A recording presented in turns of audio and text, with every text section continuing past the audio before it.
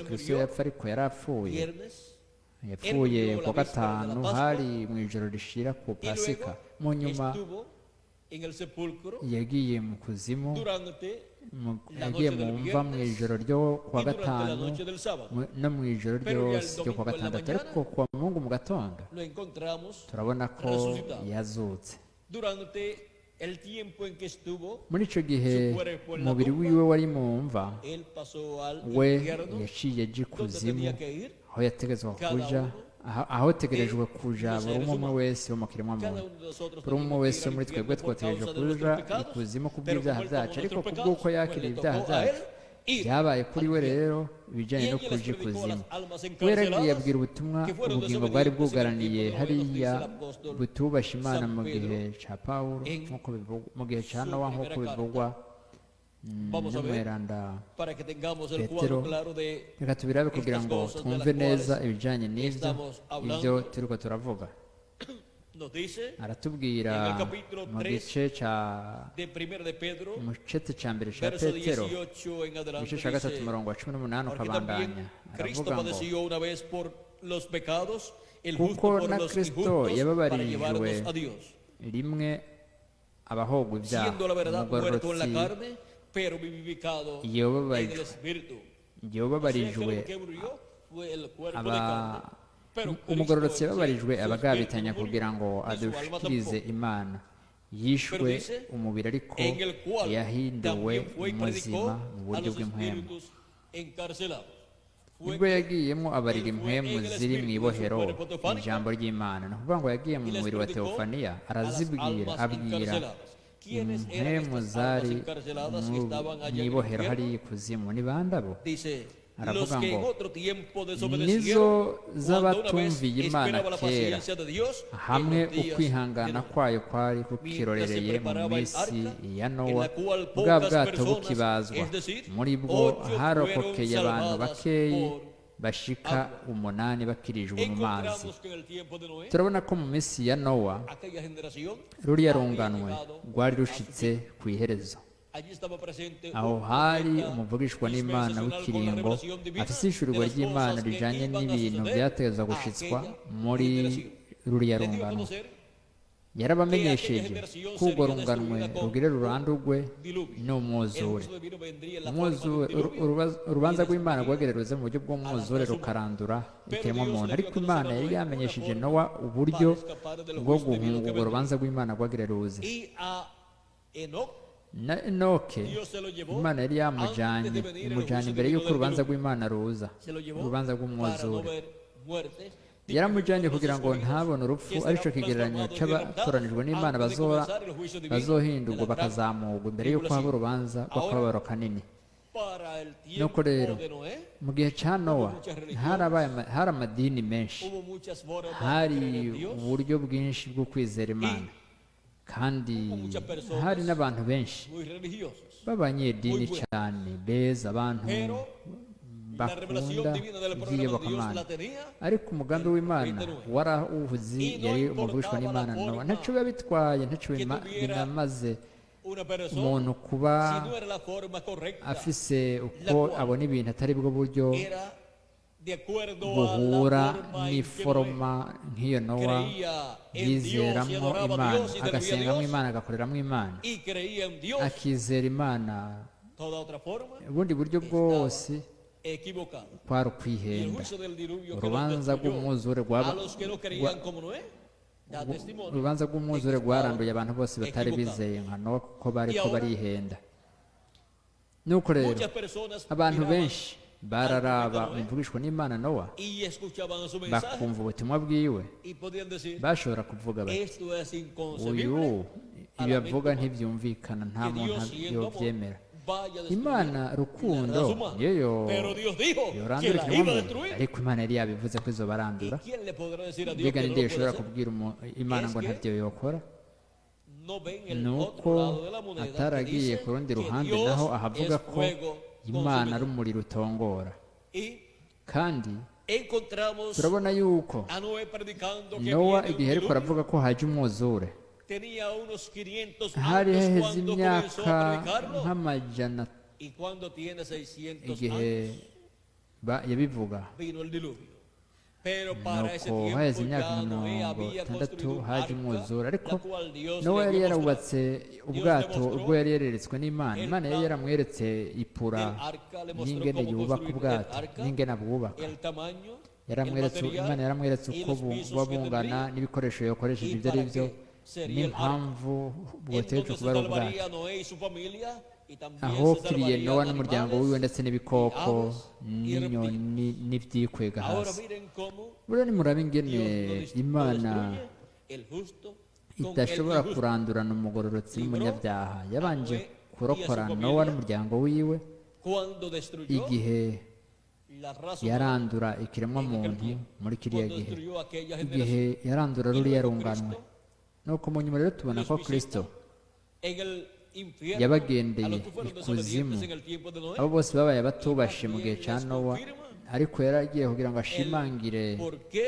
ellos impamvu están en el infierno impamvu bari aho mu y les ikuzimu muestra que son abereke ko unos incrédulos y por babaye incrédulos abatizera ko kubw'uko kutizera kwabo por bagiye incrédulos fueron ikuzimu destruidos por el ko kubwo diluvio, kutizera después baranduwe n'umwuzure pasaron mu nyuma al bakajya infierno. ikuzimu Porque los incrédulos kuko batizera se espera ikibarindiriye el infierno, que ni es kuzimu la quinta ari bwo buringanire bwa gatanu Ahora nuko rero podemos ver que dushobora kubona ko luego Cristo mu pasó nyuma al kristo paraíso, yaciye aje muri paradizo donde lo estaban esperando ahari también. abamwiteze allá naho estaba Isaac, aho hari Jacob, aburahamu isaka na y también yakobo estaba Juan el hari Bautista, na yohana umubatiza y también kandi estaban hari otros profetas de Dios del Antiguo n'abandi Testamento. bavugishwa Por n'imana bo mu ejemplo, isezerano Job rya decía, kera nk'akarorero "Yo sé que mi mwibuke Redentor ko nka yobu yavuze ngo ndazi después de deshecha esta umucunguzi mi wanjye carne, ari muzima yo he de ver en mi carne ati nzomubona a mi Redentor. ndi mu mubiri umucunguzi wanjye Job yobu pudo ver yashobora a kubona Cristo el kristo Redentor umucunguzi visitando amugendeye el paraíso. muri paradizo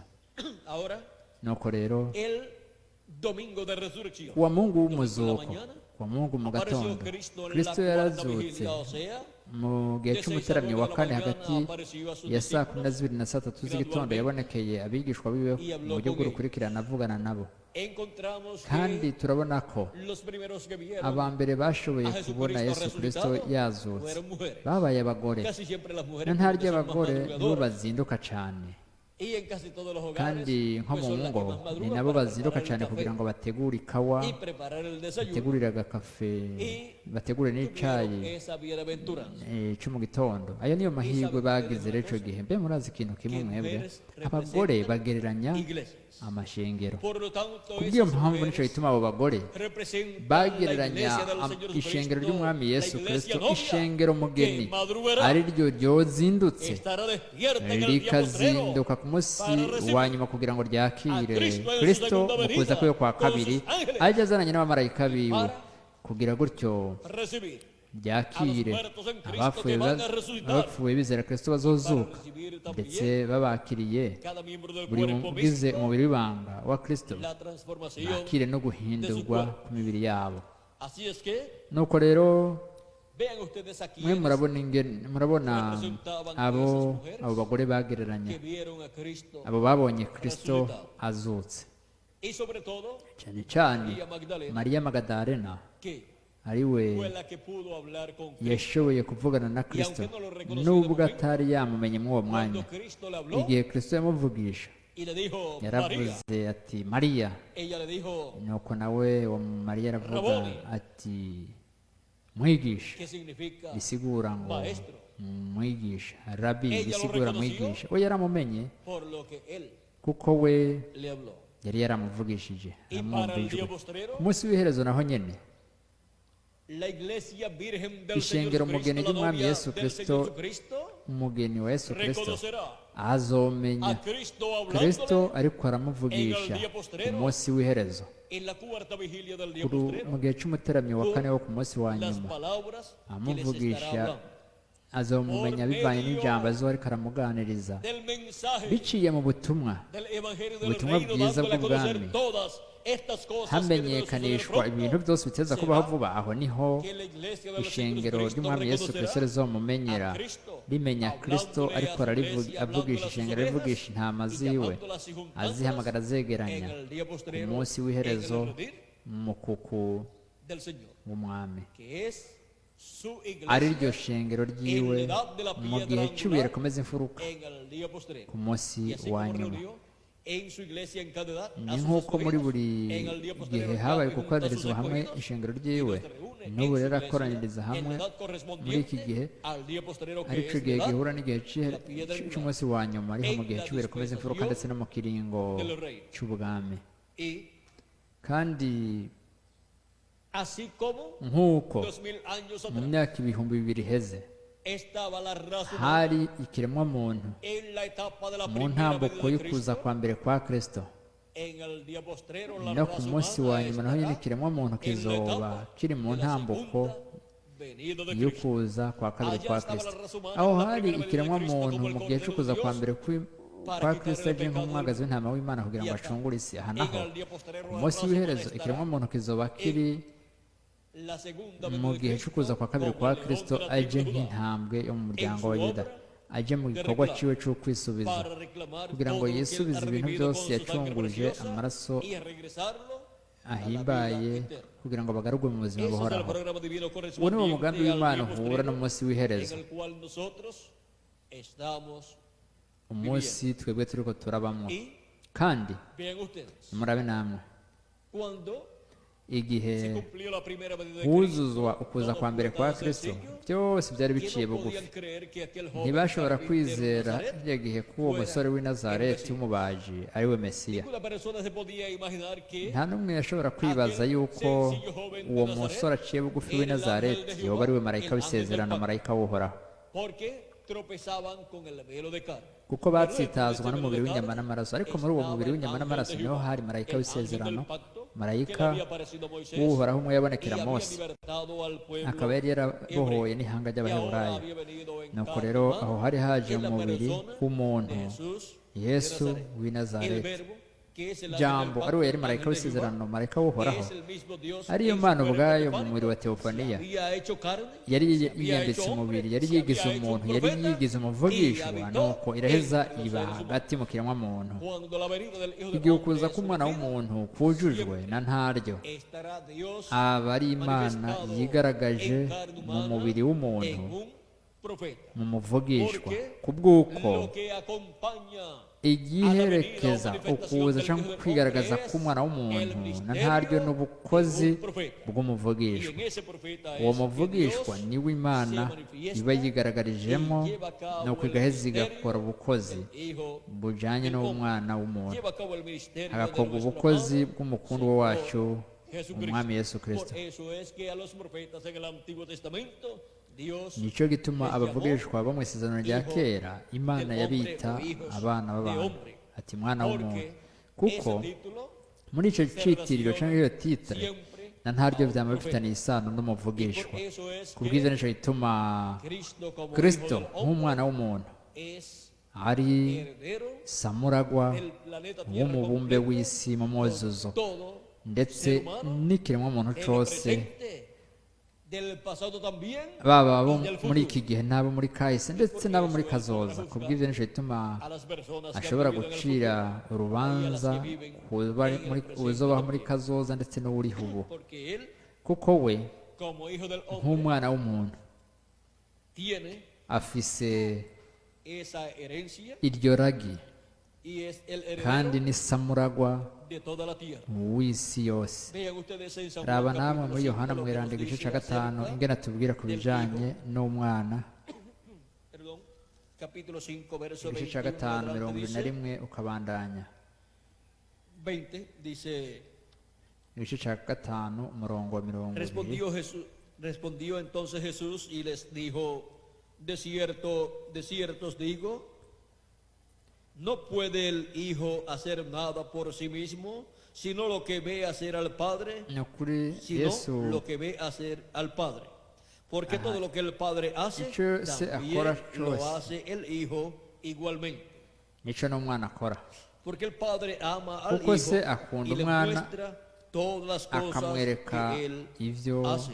Y mayores obras que estas kandi azomwereka ibikorwa biruta ibyo kugira ngo mwebwe mutangare nk'uko se azura abapfuye akabaha ubugingo niko n'umwana aha ubugingo aba agomba kuko se atanumwe acira urubanza ariko imanza zose yazishikirije umwana. Ninde aca imanza? Ninde azoca imanza ashyira imanza ikiremwamuntu? ni umwana, ni umukundwa wacu umwami Yesu Kristo. Urubanza rw'intebe yera rukogwa n'umukundwa wacu umwami Yesu Kristo. Ni ukuvuga ko izuba ry'Imana ryigaragaje mu muntu wa Yesu Kristo, kandi Yesu Kristo azoba afise nawe nyine umumarayika ntumwa wiwe. Umumarayika w'umwami Yesu Kristo ari we marayika akora, niwe umunyarugo uzoba ajejwe igikorwa cyose cya Kristo cyo ku munsi w'iherezo, kuko avuga ati uwunesha nzomuha kwicarana nanjye ku ntebe yanjye nk'uko nanjye nanesheje nkicarana na data ku ntebe yiwe. ni ukuvuga ko bya bindi nyine data akora bikorera Yesu ni nabyo nyine Yesu Kristo akorera umumarayika wiwe. kubw'iyo mpamvu nicyo gituma mu byahishuro Yohana igice cya 2 umurongo 26 gushaka 27 naho nyine Kristo aratubwira muri buno buryo bukurikira, ndashaka kuhabasomera. uwunesha akitondera ibikorwa byanje agashitsa ku iherezo gushika ryari gushika ku iherezo, nzomuha ububasha bwo kuganza amahanga. nta n'umwe mu ntumwa indwi yaronse ubu bubasha ku mahanga, kandi nta n'umwe wo mu bavugishwa bo mu isezerano rya kera yaronse ubu bubasha ku mahanga. kuki? kuko ubu bubasha buhabwa Kristo, bwahawe Kristo igihe yazuka avuye mu bapfuye, yahawe intsinzi. mu nyuma aravuga ko nawe ubu bubasha azoca buha uwunesha. kandi turabona yuko mu isezerano rya kera no mu isezerano rishasha atawundi muvugishwa n'umwe n'Imana yaronse ubwo bubasha ku mahanga yose. buri umwe wese muri bo bararonse ububasha bw'akanya gato canke bugabanije ku bihugu bimwe bimwe, ariko ku munsi w'iherezo tubona mu gice cya 11 mu byahishuro Yohana no ku murongo wa 3 kabandanya haravuga ngo nzoha abashingira intahe banje bavugishwe kandi abashingira intahe babiri nzobavugisha, bazovugishwa iminsi 1260 bambaye amagunira. abo ni bo biti by'imyera ibiri n'ibitereko kw'amatara bibiri bahagaze imbere y'Imana. kandi iyo umuntu agombye kubagirira nabi, umuriro ubava mu kanwa ugaturira abansi babo.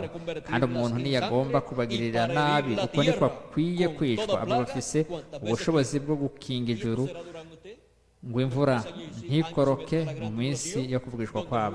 aho ni mu minsi y'imyaka 3 n'igice aho urubanza rudogwa ku isi. kandi ubwo bukozi bw'imyera ibiri ari bwo bukozi bwa Mose na Eliya buzaba bufise ubwo bubasha. ubwo bukozi buzoba buri mu unesha, ari we umushumba w'umwizigwa kandi w'ubwenge, ari we marayika w'umwami Yesu Kristo.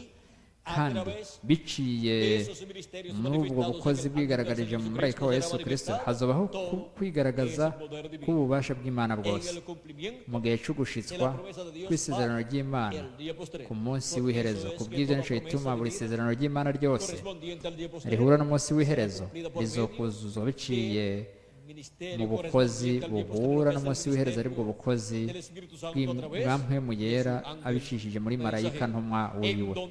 aho niho icanditse cyose gitegerezwa kuzurizwa.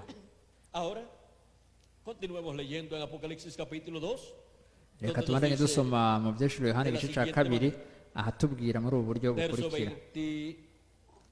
ku murongo wa 27 ubandanya haravuga ngo azoyaragiza inkoni y'icuma nk'uko bamenagura inzavya z'ibumba nk'uko nanje nahawe na data.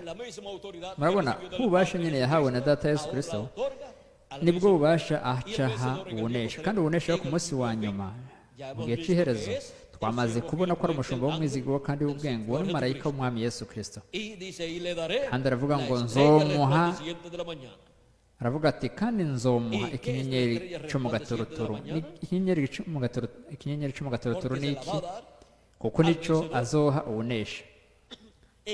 Mu byiciro Yohani igice cya 22:16 aratubwira ati ndi umunago w'igishitsi cya Dawidi, ikinyenyeri gicibatsi cyo mu gaturuturu. Mbega ivyo bisobanura iki? Bisigura ko kuza kwa kabiri kwa Kristo, murabe namwe, kuzohabwa ubunesha. Nta n'umwe w'umuntu umwanduwe mu bihe byarenganye yaronse uko kuza kwa kabiri kwa Kristo, kuko nticari co gihe cyo gushitswa ko kuza kwa kabiri kwa Kristo. Ariko ku munsi w'iherezo, ico nico gihe cyo kuza kwa kabiri kwa Kristo, ariho tubona ko bizokwakirwa n'umumarayika w'umwami Yesu Kristo. N'umugwi w'abatoranijwe bazoba bahari ku munsi w'iherezo bazoronka uwo mugisha wo ku munsi wa nyuma, kandi bazokumva ubutumwa bwa Yesu Kristo biciye mu marayika ntumwa wiwe, ubutumwa bwo kuza kwa kabiri kwa Kristo, kugira ngo bahe ikaze Yesu Kristo mu kuza kwiwe kwa kabiri aje nk'umumarayika wa Yesu Kristo, ndetse bazobibaha ku munsi wa nyuma. Murabona rero mushobora kubona ayo masezerano y'Imana n'ingene yokujujwe ku munsi w'iherezo. Twamaze kubona ko twebwe turiko turaba mu gihe gihambaye cyane kandi c'ubwiza kurusha ibihe byose. Turiko turaba mu gihe cyasezeranijwe mu byanditswe, cyasezeranijwe nk'umunsi w'iherezo, arico gihe cyo kuza kwa kabiri k'umwami Yesu Kristo ngaha ku isi, nk'uko ubuvugishwa bubivuga. Reka turabe igihe dusigaje Migere kugira ngo turabe ko hari ibindi nashobora kubaha ngaha mu byanditse. Turarindira iminota mikeya kugira ngo kumbure abari kuri radiyo babandanije kumva batahure ubu buvugishwa bwo muri Bibiliya buhura n'iki gihe cy'iherezo, ari byo twebwe turiko turabamo. Raba namwe, raba ingene ku munsi w'iherezo abantu bobaye bariko baraba mu gihe cyo kuza k'umwana w'umuntu. Murabe hano muri Matayo mweranda igice cya 24 ku murongo 37. Mas como en los días de Noé, así será la venida del Hijo del Hombre, porque como en los días antes del diluvio estaban comiendo y bebiendo, kandi uko byari biri mu minsi ya Nowa niko bizoba mu kuza k'umwana w'umuntu, kuko ariko bari bameze mu minsi umwuzure utari bwatere. Bararya, baranywa, bararongora, barashingira, bageza kuri wa munsi Nowa yinjiye mu bwato, ntibagira icyo bamenya kugeza aho umwuzure waziye ubatwara bose. Niko no kuza k'umwana w'umuntu kuzomera. Mu gihe cya Nowa ntibatahuye umugambi w'Imana ko ku mumbe w'isi Imana yari hafise umuvugisho w'ikiringo. Ntibatahuye ko ikiringo gishasha kigira gitangura ikiringo c'intwaro y'umuntu, kuko ikiringo c'ukutamenya, c'ukudaharurwa kw'icaha byari bigeze ku iherezo. Na ntaryo iyo igihe ikiringo kigeze ku mpera, urubanza rw'Imana ruraza ku isi. Na ntaryo rero ikiringo gishasha cama gitangura, hakaba intangamarara, hakabaho abantu bahunga urubanza bakinjira mu kiringo gishasha biciye mu guhamagarwa n'Imana, biciye muri uwo muvugishwa w'ikiringo uwo Imana ibirungitse. Nowa kubera umuvugishwa w'ikiringo c'intwaro y'umuntu yari afise ubutumwa bujanye n'ico kiringo gishasha, kandi uburyo bwonyene bwo guhunga urubanza rw'Imana byaza mu ico gihe. Ariko abantu bari babayeho muri ico gihe ntibatahuye umugambi w'Imana, ntibatahuye icanditse n'ubuvugishwa buhura n'ico gihe. Nuko rero ntibashoboye rero gutahura ko urwo rungano rwari rugeze ku ku iherezo ryago. Ariko byatahuwe n'umuvugishwa n'Imana Nowa ndetse n'abari kumwe n'umuvugishwa Nowa. Muri ibyo bintu umuvugishwa n'Imana Enoki nawe yari yarabivuze ko byari byaravuzwe ko n'abavugishwa bo mu bihe by'imbere nka Matusalemu ndetse na Lameke se wa Nowa ndetse n'abandi bavugishwa bari barabivuze ko ibyo bintu. Ariko heraba uwari abijejwe muri kano kanya ngo atange ubwo butumwa bwa nyuma yari umuvugishwa n'Imana Nowa. Kandi igihe haje igihe cy'ubutumwa bwa nyuma, abantu benshi ntibashobora kwizera kuko badashobora gutahura ibyo bintu byose bitegetswe kubaho muri uwo mwanya. Icyo gituma umuvugishwa n'Imana Nowa muvugishwa ariko aramenyesha ibyo bintu byateza kuba muri icyo gihe. Murabona raba, ariko abantu 8 uharuriyemo na Nowa nibo batahuye, barizera, barakira ubwo butumwa. Abandi ntibashoboye gutahura ku bw'iyo mpamvu ntibashobora no kwizera. Ariko nubwo abenshi batizeye batatahuye ntibizera, abantu 8 bararokotse kuko umwuzure waraje utwara abatizera bose, abo batari batahuye. Haraheza hakira abantu batarenga 8. Nimwibaze kuri ibyo bintu, urunganwe rw'ibihumbi n'imiliyoni z'abantu, hakarokoka gusa abantu 8. Nuko rero Kristo aratubwira ko ukuza k'Umwana w'umuntu bizoba bimeze nko mu minsi ya Nowa, ko batatahuye. N'igiki batazotahura mu kuza umunsi wa nyuma? Ukuza k'Umwana w'umuntu azanye n'abamarayika biwe, yambaye yiyambitse umubiri mu marayika ntumwa wiwe. Nk'uko batatahuye kwigaragaza kw'Imana umuntu umuvugishwa Nowa muri kiriya gihe. Ni ikihe gihe? Inyuma hari habonetse komete, aribyo n'ubu biriko birabaho, aho tubona ko hameze nk'imyaka 2 n'igice gutyo hafi bibonywe. Byarabonywe nko mu ntango ya 1995, byatanguye kubona bakoresheje telekopi, bigenda byegera kugeza aho byashoboye kubonwa neza mu buryo busanzwe. Umuntu ashobora kubibona mu buryo busanzwe, ariko mu nyuma birajya kure, aho abashobora kubiraba gusa barabiye muri Gmail canke muri telekopi. Ariko ubwo butumwa bwabyo bwaramaze gutangwa hano ku isi. Ubwo butumwa nyine buriko buratangwa n'iyo komete ni nkabwo butumwa bwariko buravugwa hariya ku isi, buvuga urubanza ruzoza ku isi ndetse n'imigisha y'Imana izoza ku isi ku bahungu n'abakobwa b'Imana. Ni ukuvuga rero ko insobanuro zo kugaragara kw'iyo komete ku isi ni ibyo Imana iri kureshitsa ku isi kuri uyu munsi wa nyuma. Ni nk'uko basobanuye ya nyenyeri y'i Betelehemu. Insobanuro yabyo kwari ukuvukira i Betelehemu mu Yudeya kwa Yesu. Ni ukuvuga ngo ugushitswa kwabyo niyo yari insobanuro y'ibyabonetse ku ijuru, kuko ibintu byerekanye ku ijuru biteza gushikirizwa ku isi. Nuko rero turiko turabona ku ijuru ibimenyetso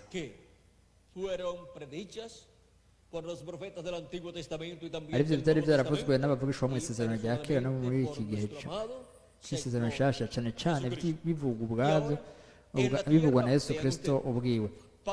Raba, mu gihe cy'iherezo canke ku muhero w'isi, Kristo yari yaravuze ko bobonye ikintu gikomeye cyane, kuko ku muhero w'isi kiremwamuntu cobaye kigeze mu gihe cy'iyimbura, aricyo cyitwa igenya. Ni ukuvuga ngo igenya cyangwa iyimbura. Muri icyo gihe murabona, raba ibyo Kristo yabivuze, ibyo yavuze byabaye biriko biraba hano ku isi. Muri Matayo mweranda igice nos dice cya así: 13 dejad crecer juntamente lo uno y lo otro, aho avuga o ati sea, el reka trigo y la bikurane ni cizaña ukuvuga juntos, urwamfu n'ururo hasta kugeza y dejad crecer reka juntamente lo uno y bikurane lo otro bimwe hasta la n'ibindi siega, kugeza o mu sea, hasta el igenya tiempo de la ni cosecha. ukuvuga ngo Y kugeza mu al gihe tiempo de cy'igenya la siega, kandi igihe yo diré cy'igenya a los nzobwira segadores: abagenyi recoged primero la ntibanza cizaña y mwegeranye atadla urwamfu en manojos murutekere para imikama quemarla, kugira ngo pero recoged ruturigwe el trigo ariko en mi ingano granero.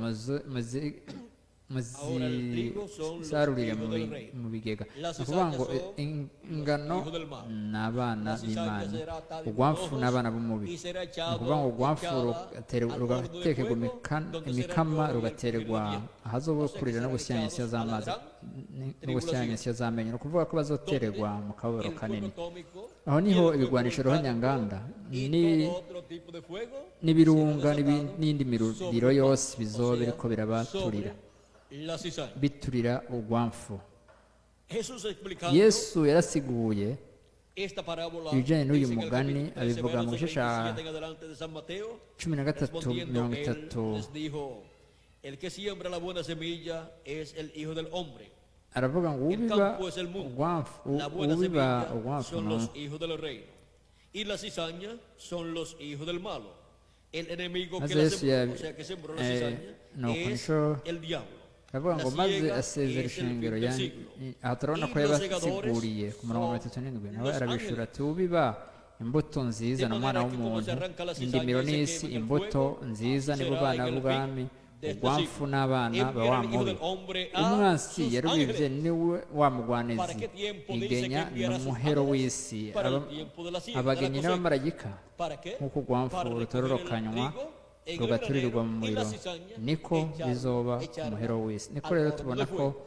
aho Y la cizaña urwamfu será ruzoterwa echada mu al horno de fuego, dice. muriro De aravuga manera ngo que como se arranca la cizaña ati y se nk'uko quema en el urwamfu fuego, así será en el fin de rutororokanywa este siglo. rugaterwa mu muriro niko bizogenda ku muhero w'isi umwana w'umuntu azotuma abamarayika biwe nibo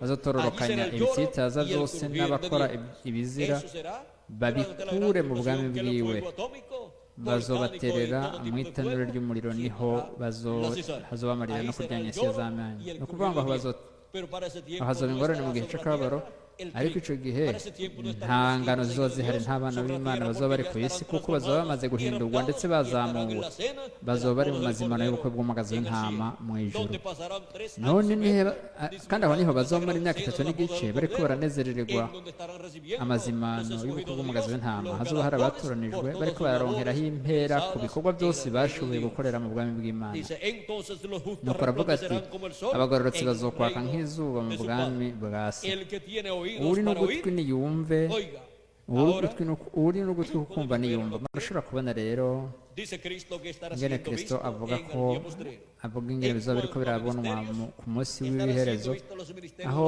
hazoba ubukozi bw'abamarayika b'umwami yesu kristo aribwo bukozi bwa mose ndetse na eliya ubukozi bw'imyera ibiri bubonwa bwigaragariza ku isi y'umubiri w'umuntu muri marayika w'umwami yesu kristo biciye muri uwo tuzomenyeshwa ibintu byose bitegerezwa kubaho vuba ku munsi w'iherezo nk'uko hamenyeshejwe ibintu byategerezwa kuba mu gihe cyabo ubwo rero umumarayika w'umwami yesu kristo ari we muvugishwa w'ikiringo nawe nyene azoba ariko aramenyesha ikiremwamuntu ibintu bizoza kuri uno munsi wa nyuma kandi biciye muri ubwo butumwa hazohamagarwa hegeranywa abatoranijwe n'imana bose bategurwe kugira ngo bahindurwe kuri uyu munsi wa nyuma ariko si bose bazokwizera hazokwizera gusa abatoranijwe n'imana hazokwizera gusa abafise amazina yanditse mu gitabo cy'ubugingo c'umwagazi w'intama bwa mbere mu nyuma naho mu gihe cy'imbere hazokwizera n'abandi bafise amazina yanditse mu gitabo cy'ubuzima mu ruhande atari uruhande rw'umwagazi w'intama w'imana kandi hazokwizera n'ibihumbi 144 by'abaheburayo aribo baboneka mu byeshuro yohana igice c'indwi umurongo wa kabiri ukabandanya no mu byeshuro yohana 14 umurongo wa mbere ukabandanya bazohamagarwa begeranye bashigweho ikimenyetso bashigweho ikidombesho c'imana nzima mu ruhanga bikozwe na marayika w'umwami yesu kristo ari we mumarayika aje afise ikidomesho c'imana nzima. Iyo umumarayika aza afise ikidomesho c'imana nzima mu gice c'indwi mu murongo wa kabiri ukabandanya, murabona ko aza afise mpwemu yera, kuko mpwemu yera niwe kidomesho c'imana nzima. Ntimukababaze mpwemu w'imana mwashiriweho kugeza ku munsi w'ubucunguzi, niko umweranda Pawulo avuga mu Banyefeso igice ca 4 umurongo wa 30. Nuko rero murashobora kubona impamvu Kristo yasezeranije ko ibyo bizokuzurizwa ku munsi w'iherezo. Byasezeranijwe ko hazobaho iyimbura rikomeye canke igenya ry'ingano ndetse n'urwamfu, kandi bizaba biri mu bukozi bw'abamarayika, ari byo bizoba igikorwa gikomeye ku munsi wa nyuma, ari wo uzoba ari umugisha udasanzwe ku bana b'Imana, ku batoranijwe n'Imana. Nuko rero dutegerezwa kuba tuzi neza igihe twemerewe kubamo n'ibintu Kristo yasezeranije ko yoshikije muri iki gihe. Kuri uyu munsi wa nyuma ari wo twamaze kubamo, hamwe dufashe iminsi ikirangaminsi cyacerewe tukayishirako, kuko umunsi umwe imbere y'Imana ungana ungana n'akanya gatoya k'imyaka 1000, nk'uko bivugwa mu cete ca Petero igice ca 3:8 havuga ngo ntimukwiye kuyoberwa ibi, kuyoberwa ko umunsi umwe imbere y'Imana umeze nk'imyaka 1000 n'imyaka 1000 ikamera nk'umunsi umwe. Araba tubisome neza, ubu twamaze turageze ku iherezo.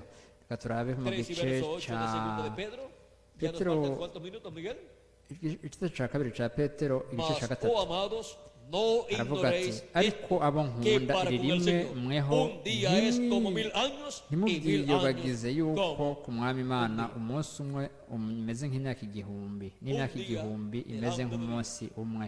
Aho ni umunsi umwe imbere y'Imana ni nk'imyaka 1000 kuri twebwe. Imyaka 1000 kuri twebwe, imyaka 3000, iminsi 3 ku Mana ni nk'imyaka 3000 kuri twebwe. Umunsi w'Imana rero imbere y'Imana ni nk'ikihumbi c'indwi. Nuko rero twaramaze kwinjira mu kihumbi c'indwi, twongeye ku kirangaminsi iminsi cyacerewe. Kubw'iyo mpamvu rero turi ku munsi w'umwami, turi ku munsi w'ukuza kwa kabiri k'umwami Yesu Kristo ngaha ku isi, ku munsi wa nyuma. Ku bwanje bakundwa bene data muri hano n'abakurikira kuri radiyo, ubaye umugisha udasanzwe kubana namwe uyu mwanya. Ndabashimira intahe yo kuza kwa kabiri k'umwami Yesu Kristo ku isi ku munsi w'iherezo. Ese imigisha ya Yesu Kristo marayika w'isezerano yobana n'umwe wese wo muri mwebwe, ndetse ikaba no kuri jewe nanje, kandi ese vuba twese twohindurwa tukazamurwa. Ese yo twungura ubwenge, kugurura n'ubugingo bwacu n'imitima yacu, kugira ngo dutahure ibi bintu byose bitegerezwa kubaho vuba kuri uyu munsi wa nyuma, arico gihe cerekanywa cukuza kwa kabiri kwa Kristo ku isi, aje nk'intambwe yo mu muryango w'Yuda, nk'umwami w'abami ndetse n'uganza abaganza mu gikorwa ciwe cyo kwisubiza. Mwakoze cyane kugukurikira mwitonze bakundwa bene data, mugire mwesi umuhingamo mwiza. Ndasiga kumwe namwe bundi bushasha Miguel Bermudez Marine, kugira ngo abaha amatelefone naho mwe mushobora kwandikira cyangwa mugahamagara kugira ngo muronke ibitabo, mubironke ku buntu, kandi gutyo muzoshobore no gukoranira hamwe n'abandi mu gihe mwakenera kumviriza no kurabira hamwe amavideo amwe, amakonferansi amwe n'ibyigwa bisa n'iki mwariko murumva muri kano kanya. Nuko rero reka ndabasigarane namwe hano Revera Miguel Bermudez Marine, kugira ngo abahaye makuru, kugira gutyo muzoshobore guhamagara canke mwandike. Kumwe natwe Miguel Bermudez Marine.